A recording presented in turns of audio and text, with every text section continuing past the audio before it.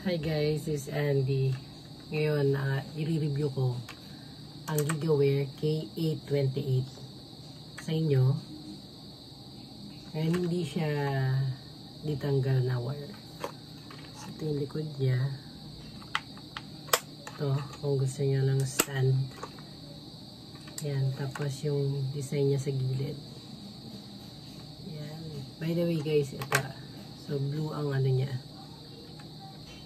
Natatanggal siya, swappable siya. So, ito yung yan sa loob niya. Then, may libre din siyang pull-up cups, kaya lang hindi yung wired. Para kasi maiwasang magasgasan yung mga keycaps nyo. So, yun. Ito, medyo, hindi ko alam kung anti-slip to. Pero medyo madulas pa rin siya. Sana rubber. Mas rubber yung nilagay.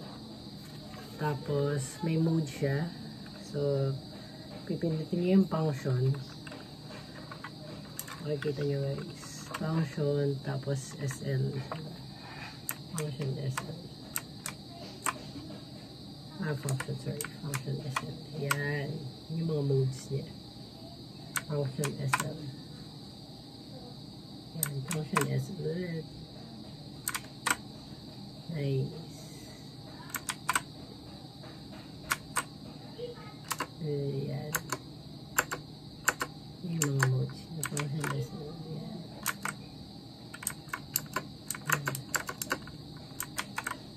Ayan. So, yun. Nakita nyo na yung different functions ng Gigaware K28. This is a budget mechanical keyboard. So, nasa swappable to. Kailangan na niya. Tapos, blue. I think, hindi ko alam kung anong tawag dun sa pinag-aanahan niya. So, napapalitan siya. It's a mechanical keyboard. Budget mechanical keyboard. So, na-order ko to sa Shopee. So, search nyo na lang. And, ilalagay ko sa link down below kung anong store yung nabilang ko. Para, maka-avail din kayo. This is a budget-wise mechanical keyboard for your PC setup. So that's it guys. So I recommend you to buy kung wala namang ganung budget, kasi maganda nga na ang ginagamit natin, lalo na yung mga yung mga medyo bagong gamer dyan na mag-mechanical keyboard. Budget meal.